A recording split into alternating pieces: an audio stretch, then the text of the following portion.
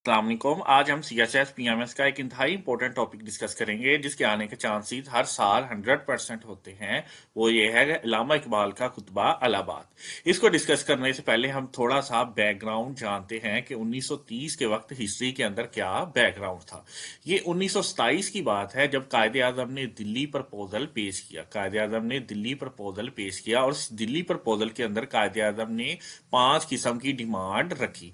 उन 5 किस्म की डिमांड में ये था कि मरकज में हमें 1/3 नुमाइंदगी दी जाए और जो इसके साथ हमें जो पंजाब और बंगाल है, पंजाब और बंगाल जितनी हमारी नुमाइंदगी है उतनी सीट्स हमें फ्राहम की जाए और वीटो का इख्तियार दिया जाए। यानी अगर कोई कोई पार्टी 3/4 उसके खिलाफ वोट करे किसी रेजोल्यूशन के तो उसे खत्म कर दिया जाए और इसके साथ साथ जहां मुसलमान अकलियत में है उसे हकूक दिए जाए, जहां हिंदू अकलियत में होंगे उसे हम हकूक देंगे। इस तरह कायदे आजम ने यह दिल्ली प्रपोजल उनके सामने पेश किया। तो हम सेपरेट इलेक्ट्रोलेट से पीछे हटते हैं, हम सेपरेट इलेक्ट्रोलेट से पीछे हट जाएंगे अगर आप हमें ये सारी डिमांड्स हमारी पूरी कर दें। तो इसके जवाब में जो है वो 1927 के अंदर ही कांग्रेस ने क्या किया, पहले इसे एक्सेप्ट कर लिया, बाद में जो एक्सट्रीमिस्ट हिंदू थे उनके कहने पर इसे रिजेक्ट कर दिया और बाद में 1927 में जब साइमन कमीशन आया तो उसे भी सब कंटिनेंट के लीडर ने रिजेक्ट कर दिया क्योंकि उस 6 रुकनी कमीशन के अंदर कोई भी जो था वो इंडियन नहीं था, कोई भी इंडियन नहीं था। तो उसके बाद जो लॉर्ड ब्रिंकन था उसने तनकीद की कि जो सब कंटिनेंट के लीडर्स हैं, मुख्तलिफ जमातें हैं, ये खुद तो कोई कॉन्स्टिट्यूशनल रिफॉर्म नहीं देती, लेकिन जो अगर हम कॉन्स्टिट्यूशनल रिफॉर्म देने की कोशिश करें तो ये उसे रिजेक्ट करते हैं। बाद में इसने ये चैलेंज किया कि आप अपनी कॉन्स्टिट्यूशनल रिफॉर्म ले आए, हम उसमें तब्दीली करके वैसे ही नाफिज कर देंगे। कायदे आजम ने इस चैलेंज को एक्सेप्ट किया और कायदे आजम ने एक कमेटी बनाई जो कि 1928 में बनी। इसमें 2 मुसलमान भी लीडर भी शामिल थे और कमेटी का जो सरबराह था उस जो रिपोर्ट तैयार की उसे नेहरू रिपोर्ट कहते हैं। हिस्ट्री के अंदर उसे नेहरू रिपोर्ट कहते हैं। नेहरू रिपोर्ट ने क्या किया कि जो कायदे आजम डिमांड कर रहे थे जनरल असेंबली के अंदर 1/3 की, उसने इसे 1/4 से बदल दिया और पंजाब बंगाल में मुसलमानों की नुमाइंदगी को कम कर दिया और वीटो के इख्तियार को रहने दिया और अकलियत में मुसलमानों की नुमाइंदगी बढ़ाने पर इतफाक कर लिया। इस तरह नेहरू रिपोर्ट ने और इसके साथ जो सिंध और बम्बई, सिंध जो था या सरहद था उसके अंदर जो इस्लाहात थी उसे भी मान लिया।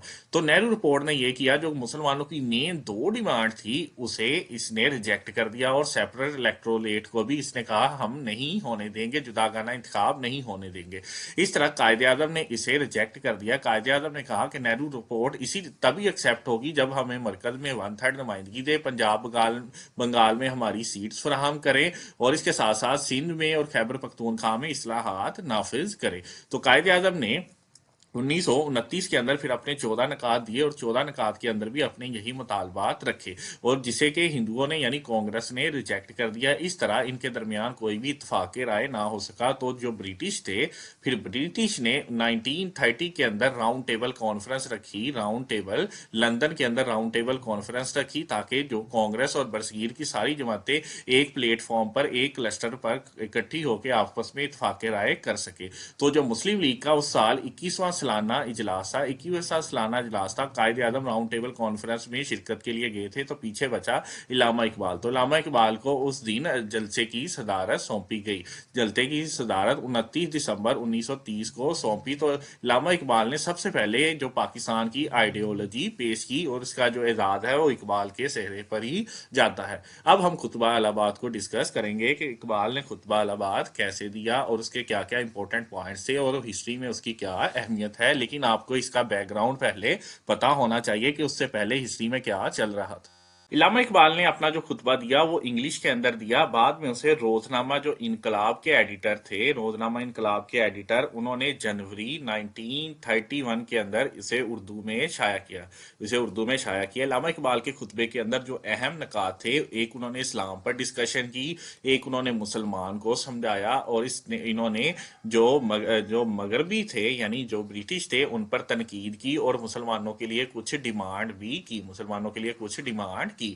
ہم انہیں ون بائی ون ڈسکس کریں گے کہ اسلام کے لیے انہوں نے 3 پوائنٹ ڈسکس کیے، مسلمانوں کے لیے بھی 3 اور برٹش کے لیے 2 پوائنٹ، اور جو ڈیمانڈ تھی وہ بھی ان کی 9 تھی. اس طرح آپ یہ تقریباً 10 کے قریب جو پوائنٹ ہے اسے آپ یاد رکھ لیں گے کہ علامہ اقبال نے اپنے 10 پوائنٹ ڈسکس کیے. ہم ون بائی ون ان کی ڈیٹیل کو جانیں گے کہ اسلام کے متعلق انہوں نے مسلمانوں کو کیا سمجھایا اور مسلمانوں کو کیا تلقین کی، برٹش پر کیا تنقید کی اور مسلمانوں کے لیے کیا ڈیمانڈ کی. ہم انہیں ون بائی ون ڈسکس کرتے ہیں. ہم اسلام کو ڈسکس کرتے ہیں کہ علامہ اقبال نے مسلمانوں کو اسلام کی اہمیت کیسے دلوائی. سب سے پہلے جو علامہ اقبال ہے اس نے کہا کہ جو اسلام کے اندر ہے وہ سیپریٹ نہیں ہے، جو اس کے اندر جو پولیٹکس اینڈ جو ریلیجن ہے وہ سیپریٹ نہیں ہے، یعنی اسلام میں دین اور سیاست جدا نہیں ہے. اسلام کے اندر جو ہے وہ ایک مکمل ضابطہ، اسلام جو ہے ایک مکمل ضابطہ حیات ہے، یعنی انسان کے ہر معاملے کی، انسان کی زندگی کے، خواہ وہ دینی ہو، معاشرتی ہو یا سیاسی ہو، ان کے بارے میں آگاہی فراہم کرتا ہے. یعنی اسلام کے اندر جو دین اور مذہب جدا نہیں ہے. اگر آپ سمجھے کہ اگر آپ مذہب کو سائڈ پہ رکھ کر صرف پولیٹکس کی طرف دھیان دیں گے تو اس کی وجہ سے آپ بہک جائیں گے. اقبال کی یہ اپنی تھیوری تھی جو انہوں نے مسلمانوں کے سامنے 1930 کے اندر رکھی کہ نو سیپریٹ ریلیجن فرام پولیٹکس. یہ علامہ اقبال کا پہلا نقطہ تھا. اس کے بعد علامہ اقبال نے یہ ڈسکس کیا کہ جو اسلام ہے، Islam is the name of unity. Islam is the name of unity, یعنی اسلام جو ہے وہ لوگوں کو متحد کرنے کا ہی نام ہے.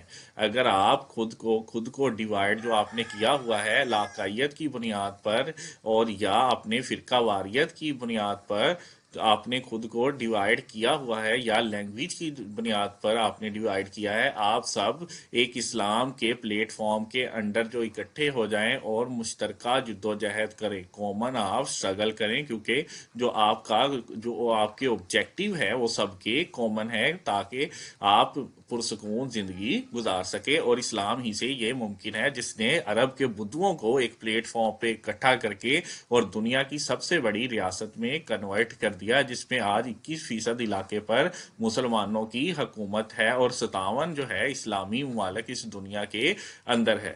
تو یہ اسلام ہی کی وجہ سے ممکن ہوا. یعنی اسلام کس کا نام ہے؟ یونٹی کا نام ہے. اور علامہ اقبال نے یہ ڈسکس کیا کہ اسلام از دا ریالٹی. اسلام ایک حقیقت ہے، آپ اسے بدل نہیں سکتے. اسلام ایک ریالٹی ہے، آپ اسے بدل نہیں سکتے. یہ وہی ایک زندہ قوت ہے جو کہ انسان کو، ہومن کو مختلف قسم کی قید سے آزادی دلواتی ہے اور غلامی سے آزادی دلواتی ہے. جب انسان کو پتا ہوتا ہے کہ اس نے اللہ کے حضور حاضر ہونا ہے، اس کے سامنے جواب دہ ہونا ہے، تو وہ دنیا داری کے سامنے قید نہیں بنتا اور ان کی زنجیروں میں نہیں جکڑتا.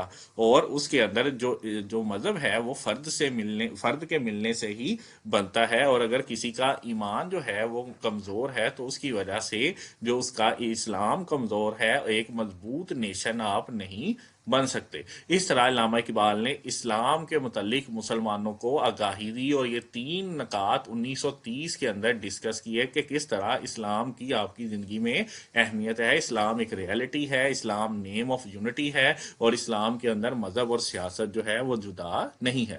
اب ہم مسلمانوں کو ڈسکس کریں گے کہ علامہ اقبال نے مسلمانوں کو کیسے سمجھایا ہے. کہ علامہ اقبال نے مسلمانوں کو کون سی ترغیب دی، کیا کیا مسلمانوں کو تلقین دی. سب سے پہلے تو انہوں نے مسلمانوں کو یونٹی کا درس دیا. آپ نے کہا کہ مسلمان اگر بکھرے رہیں گے تو متحد نہیں ہوں گے ایک پلیٹ فارم پر، تو اسی طرح ان پر ظلم و ستم ہوتا رہے گا. ان کو اکنومیکل جو ان کی جو کنڈیشن ہے وہ اسی طرح رہے گی اور پولیٹیکلی بھی وہ اسٹرانگ نہیں ہوں گے. اگر مسلمان بحیثیت قوم ایک یونٹی کے ساتھ رہیں گے تو کوئی بھی انہیں جدا نہیں کر پائے گا. اور یونٹی کے ساتھ ہی الٹرنیٹ جو علامہ اقبال نے ایک اور درس دیا کہ مسلمان جو ہے وہ ڈیوائیڈ نہ ہو، وہ سیکٹیرینزم یعنی فرقہ واریت کی وجہ سے یا ایریاز کی وجہ سے یا اس کے ساتھ ساتھ لینگویج کی وجہ سے آپس میں نو ڈیوائیڈ. ٹھیک ہے کہ علامہ اقبال نے کہا کہ مسلمان किसी भी वजह से आपस में डिवाइड ना हो और खुद को एक मुतहद कौम समझे, और जिसकी वजह से वो इन मसाइल के सामने खड़ा हो सके और मुसलमानों के लिए वो एक प्लेटफॉर्म मुहैया करे।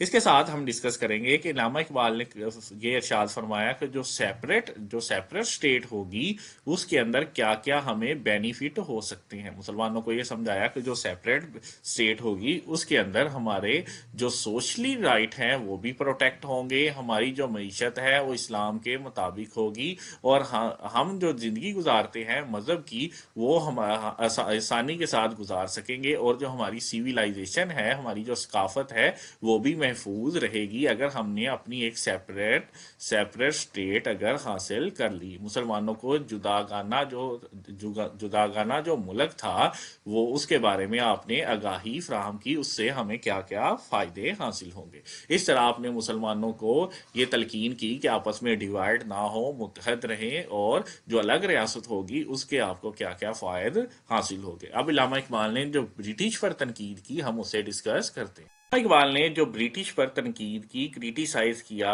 उस पॉइंट को डिस्कस करते हैं कि किन पॉइंट की वजह से ब्रिटिश को इल्लामा इकबाल ने क्रिटिसाइज किया। सबसे पहले तो इल्लामा इकबाल ने साइमन कमीशन की रिपोर्ट पर क्रिटिसाइज किया कि किस तरह साइमन कमीशन ने जो नकात दिए कि मुसलमानों की जो पंजाब के अंदर और बंगाल के अंदर जो मेजोरिटी है उसे माइनॉरिटी में कन्वर्ट करने की साजिश की, यानी मुसलमानों को उतनी सीट्स ना फराहम करने की कोशिश की। कायदे आजम ने साइमन कमीशन की रिपोर्ट पर तनकीद की, और इसके साथ साथ जो मुसलमानों को मरकज के अंदर, सेंटर के अंदर जो 1/3 नुमाइंदगी मिलनी चाहिए उसे सिर्फ 1/4 नुमाइंदगी से इल्लामा इकबाल ने यह फरमाया कि यह मुसलमानों के साथ जाती है, इस तरह हम अपने राइट्स को प्रोटेक्ट नहीं कर सकेंगे। और इल्लामा इकबाल ने जो वेस्टर्न जो प्रिंसिपल्स हैं, वेस्टर्न प्रिंसिपल्स ऑफ डेमोक्रेसी जो है उस पर भी तनकीद की, वेस्टर्न प्रिंसिपल ऑफ डेमोक्रेसी पर तनकीद की। आपने कहा कि ये जो जमहूरियत है इसमें जो इंसानों को सिर्फ गिना जाता है, तोला नहीं जाता। आप इस जमहूरियत के खिलाफ थे, बल्कि आप जो उम्मत मुसलमान थी, आप उम्मत मुसलमान का जो मुस्तकबिल देख रहे थे वो जमहूरियत नहीं देख रहे थे, क्योंकि आप समझते थे कि ये इंसान के जो सोशली राइट्स हैं उन्हें प्रोटेक्ट नहीं करती। जमहूरियत इंसान के सोशली राइट को प्रोटेक्ट नहीं करती, क्योंकि इंसानों को यहाँ सिर्फ गिना जाता है, काउंटिंग की जाती है, तोला नहीं जाता, यानी सबका वोट एक बराबर है, जिसकी वजह से जो पढ़े लिखे या ना समझ है उनके वोट भी बराबर हैं। इस तरह जो नाअहल लोग हैं वो खड़े हो जाते हैं और सही तरह से नुमाइंदगी नहीं कर पाते, और गोया आज के कल जो पाकिस्तान का भी निज़ाम है वो भी डेमोक्रेसी पर मुश्तमिल है, लेकिन इल्लामा इकबाल का जो अपना कॉन्सेप्ट था वो डेमोक्रेसी के बिल्कुल खिलाफ थी।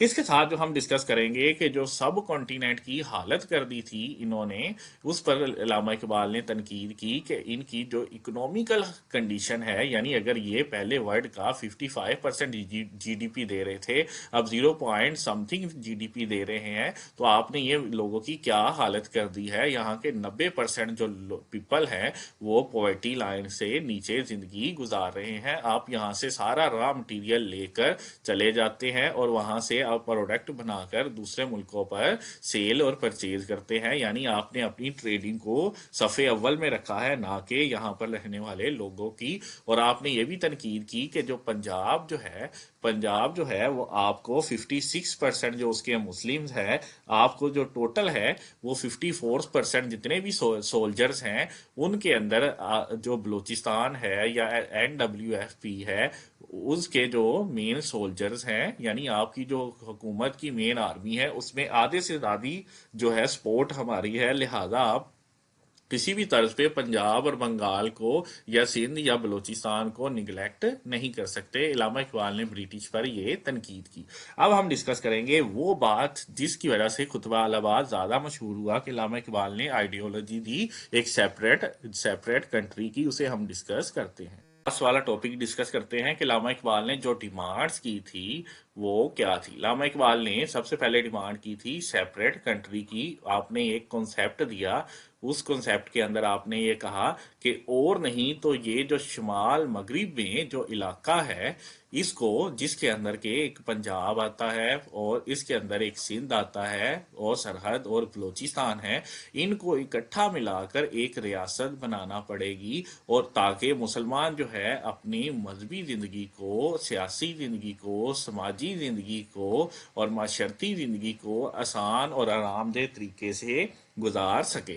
یعنی انہوں نے یہ کہا کہ میں اور نہیں تو ان تمام علاقوں کو متحد ہو کر ایک مسلم اسٹیٹ بنتا دیکھ رہا ہوں، اور آخرکار یہی مسلمانوں کا مقدر ہوگا. علامہ اقبال تو نہ رہے، لیکن ان کے جانے کے صرف جو 9 سال کے بعد علامہ اقبال کا جو خواب تھا وہ 1947 میں پورا ہوا، جس کا جو صحرا قائد اعظم نے اٹھایا اور اقبال کے خواب کو شرمندہ تعبیر کیا. اس طرح اقبال نے سیپریٹ جو کنٹری ہے اس کا کنسیپٹ دیا، سیپریٹ کنٹری کا کنسیپٹ دیا، یعنی آئیڈیولوجی دی. لیکن جو اس کا 1930 کے اندر اس کا کنسیپٹ دیا گیا سیپریٹ اسٹیٹ کا، اور 1940 کے اندر اس کی ڈیمانڈ کی گئی، مطالبہ کیا گیا، اور 1947 کے اندر اسے اچیو بھی کیا گیا. آپ نے یہ مکمل ہیڈنگز تینوں یاد رکھنی ہے، کنسیپٹ 30 میں، ڈیمانڈ 40 میں، اور اچیوڈ 47 کے اندر.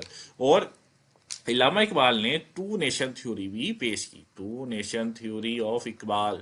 اقبال نے کہا کہ مسلمان اور ہندو صدیوں سے ایک ساتھ رہ رہے ہیں، لیکن ان کے جو سوشلی رائٹ ہے وہ الگ ہے، ان کی سوچنے کی جو پولیٹیکل سوچنے کی صلاحیت وہ الگ ہے، ان کا جو مذہب ہے وہ الگ ہے، ان کے جو مال کمانے کی یا رہنے کی جو سوچ ہے وہ الگ ہے. اس طرح دو نیشنز کو آپ کس طرح ایک ہی جگہ پر رکھ سکتے ہیں؟ تو جو برصغیر کا مستقبل ہے، یعنی اگر آپ نے جو طاقت کو میں توازن لانا ہے تو آپ کو اسے ڈیوائیڈ کرنا ہی پڑے گا. بعد میں ڈیورنٹ لائن کی بعد میں اسے جو ہے ریڈ کلف لائن لگا کر اسے ڈیوائیڈ بھی 1947 کے اندر کر دیا گیا. اس طرح اقبال کا یہ خواب جو ہے وہ پورا ہوا.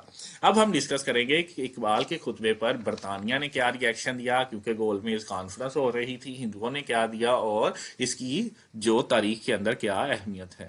جو اس کا ری ایکشن جانتے ہیں کہ ہندوؤں نے کیا ری ایکشن دیا. سب سے پہلے ہم ایک نیوز پیپر کا آرٹیکل ڈسکس کرتے ہیں. اس نیوز پیپر کا جو نام تھا وہ لیڈر تھا. اس نیوز پیپر نے یہ لکھا کہ جو کیونکہ راؤنڈ ٹیبل کانفرنس چل رہی تھی، راؤنڈ ٹیبل کانفرنس چل رہی ہے، اور اقبال کا یہ جو سیپریٹ جو کنٹری کا یا سیپریٹ اسٹیٹ کا جو تصور ہے، آئیڈیولوجی ہے، اس کی وجہ سے جو ہے جو راؤنڈ ٹیبل کانفرنس ہے وہ بہت زیادہ ہٹ ہوگی، وہ بہت زیادہ ہٹ ہوگی. یعنی اقبال نے یہ جو مطالبہ اس وقت کیا ہے یہ درست نہیں.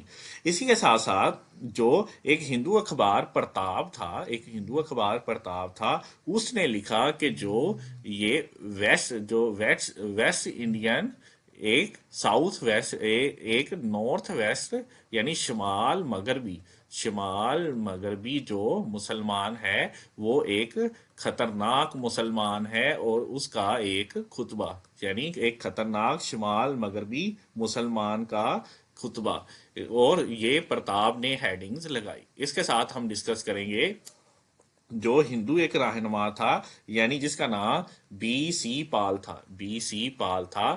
اس نے یہ لکھا کہ اقبال ہے وہ دوبارہ یہ ڈریم دیکھ رہا ہے کہ وہ برصغیر پر حکومت کرے گا، سب کانٹیننٹ پر وہ حکومت کرے گا، برصغیر کے اندر دوبارہ حکومت کے خواب دیکھ رہا ہے، جس طرح مغلوں نے یا اس سے پہلے جو سلاطین تھے انہوں نے حکومت کی. اس طرح یہ ہندوؤں کا ری ایکشن آیا. اگر ہم برٹش کا ری ایکشن دیکھتے ہیں تو برٹش نے اسے خاطر خواہ کوئی اہمیت نہیں دی، اسے کوئی امپورٹنس نہیں دی. لیکن جب چودھری رحمت علی نے 1933 کے اندر جب لفظ پاکستان کا تصور دیا تو انہوں نے خانہ جنگی کا اسے پیش خیمہ قرار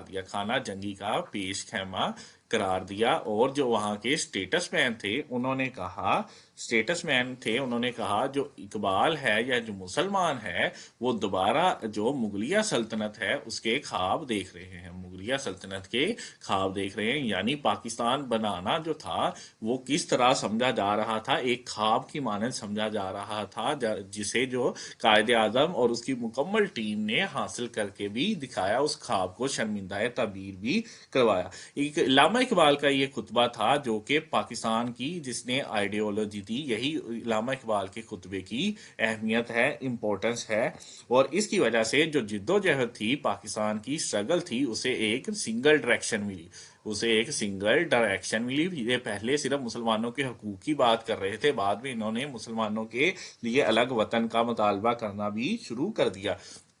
अल्लामा इकबाल के खुतबे की अहमियत इतनी है कि ये एक कद्दावर दरख्त साबित हुआ और इसके नीचे जो भी दरख्त लगा उगा वो एक छोटा सा बूटा साबित हुआ। यानी इन्होंने एक मेन सपोर्ट फराहम की मुसलमानों की स्ट्रगल को, और इसी सपोर्ट को मद्देनजर रखते हुए 1947 के अंदर जो है वो पाकिस्तान दुनिया के नक्शे पर उभरा।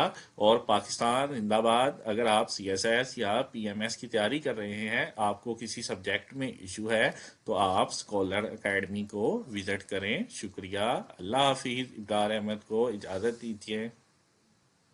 अगर आप किसी भी मुकाबला जाती इम्तिहान CSS, PMS, PPSC के लिए परेशान हैं तो परेशानी छोड़ गए और स्कॉलर अकेडमी को सब्सक्राइब कीजिए और मुस्तकबिल को बेहतर बनाइए।